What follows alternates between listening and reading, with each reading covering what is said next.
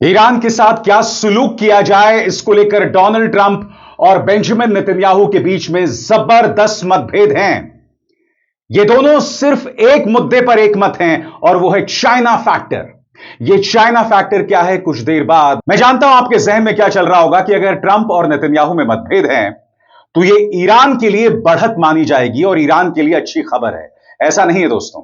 आपने गौर किया होगा कि एक तरफ अमेरिका की बातचीत चल रही है और दूसरी तरफ ट्रंप बार बार जंग की बात भी करते हैं। ऐसा क्यों? इसके पीछे सिर्फ एक फैक्टर है और वो है नेतन्याहू फैक्टर, यानी इस्राइल फैक्टर। और अब दोनों पक्षों के बीच ईरान के साथ क्या सुलूक किया जाए, गंभीर मतभेद सामने उभर कर आए हैं।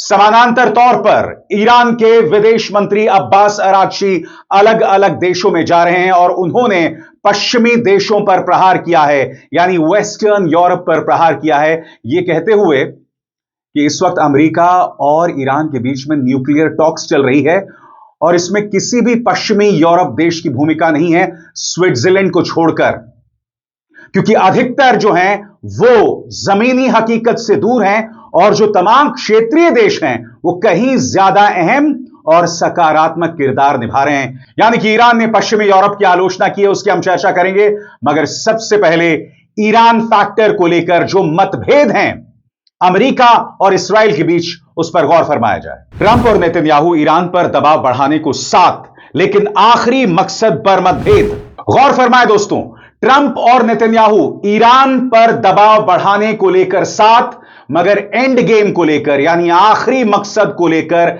जबरदस्त मतभेद। इसके क्या मायने हैं, गौर फरमाया जाए।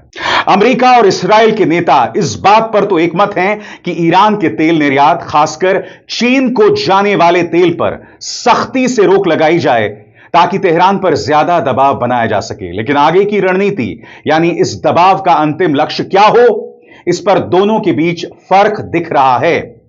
कुछ एनालिस्ट का कहना है कि इस्राइल के प्रधानमंत्री नेतन्याहू कूटनीतिक कोशिशों को कमजोर कर रहे हैं ताकि हालात ऐसे बने कि आखिरकार सैन्य टकराव यानी युद्ध की नौबत आ जाए। यानी कि इस्राइली प्रधानमंत्री बेंजामिन नेतन्याहू खेल रहे हैं एक निहायत ही खतरनाक खेल। वो चाहते हैं कि अमेरिका जो है वो ईरान पर युद्ध छेड़ दे।